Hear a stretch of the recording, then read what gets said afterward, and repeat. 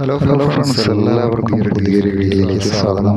നമ്മൾ ഇന്നത്തെ ടിപ്സ് എന്ന് പറയുന്നത് നമ്മൾ മത്സ്യം ഇറച്ചി നമ്മൾ പാകം ചെയ്യുമ്പോൾ ശ്രദ്ധിക്കണമെന്നതിനെ കുറിച്ചുള്ള കാര്യങ്ങളാണ്.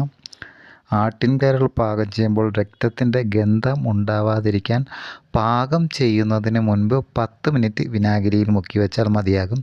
അതുപോലെ ആട്ടിൻകരൾ പാകം ചെയ്യുമ്പോൾ കല്ലിച്ചു പോകാതിരിക്കാനും പാകം ചെയ്യുമ്പോൾ ഉപ്പ് അവസാനം ചേർത്താൽ മതിയാകും. ഇറച്ചിക്ക് നല്ല രുചിയും വാസനയും ഉണ്ടാവാൻ ഇറച്ചി പാകം ചെയ്യുമ്പോൾ അല്പം ഗ്രാമ്പൂവിൻ്റെ ഇല കൂടി ചേർത്താൽ മതിയാകും. അതുപോലെ മാട്ടിറച്ചി മൃദുവാക്കാനായി ഇറച്ചിയുടെ മുകളിൽ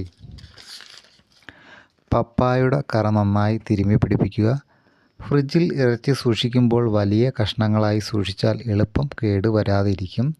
അതുപോലെ ഇറച്ചി എളുപ്പം വെന്ത് കിട്ടാൻ ഇറച്ചി പാകം ചെയ്യുന്നതിന് മുമ്പ് 1 ടീസ്പൂൺ തേയിലപ്പൊടി ചേർത്ത് ഇളക്കി യോജിപ്പിച്ചതിന് ശേഷം അരമണിക്കൂർ കഴിഞ്ഞ് പാകം ചെയ്യുക.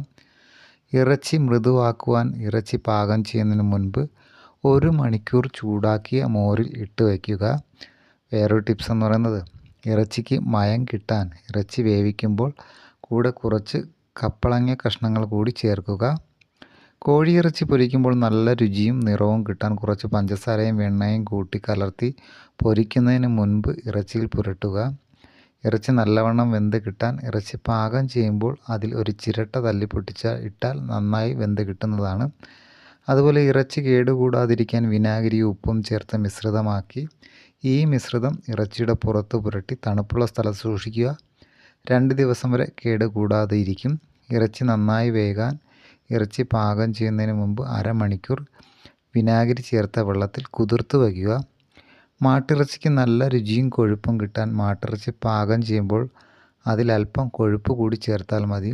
ഇറച്ചി പൊരിക്കുമ്പോൾ അതിൽ 2 പഴുത്ത തക്കാളി ഉടച്ചു ചേർത്താൽ ഇറച്ചിക്ക് മൃദുത്വവും രുചിയും ഏറുന്നതാണ്. ഇറച്ചി കറി വയ്ക്കുമ്പോഴും പിരളൻ വയ്ക്കുമ്പോഴും 2 പഴുത്ത തക്കാളി കൂടി അരിഞ്ഞ് ചേർക്കുന്നത് ഇറച്ചിയുടെ മൃദുത്വം കൂടാൻ സഹായിക്കും.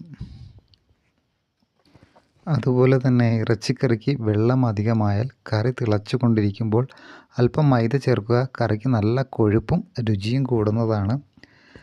ഇതുകൂടാതെ സൂപ്പിന് കട്ടി കൂടുവാൻ ഒരു ഉരുളക്കിഴങ്ങ് പുഴുങ്ങി അരച്ച് ചേർക്കുക. സൂപ്പിന് രുചിയും ഏറുന്നതാണ്. അപ്പോൾ ഇത്രയൊക്കെയാണ് നമ്മൾ ഇറച്ചി കറി ഉണ്ടാകുമ്പോൾ ശ്രദ്ധിക്കേണ്ട കാര്യങ്ങൾ. ഈ ടിപ്സ് എല്ലാവർക്കും ഇഷ്ടമായെന്ന് കരുതുന്നു. ഇഷ്ടമായെങ്കിൽ ദയവായി ലൈക്കും ഷെയറും ചെയ്യുക. കൂടാതെ നിങ്ങളുടെ സുഹൃത്തുക്കൾക്ക് കൂടി ഈ വീഡിയോ ഒന്ന് ഷെയർ ചെയ്യുക. ഈ ചാനൽ സബ്സ്ക്രൈബ് ചെയ്യുക. മറ്റ് കുഞ്ഞു കുഞ്ഞു ടിപ്സുമായി അടുത്ത വീഡിയോയിൽ കാണാം. എല്ലാ ഫ്രണ്ട്സിനും ബൈ.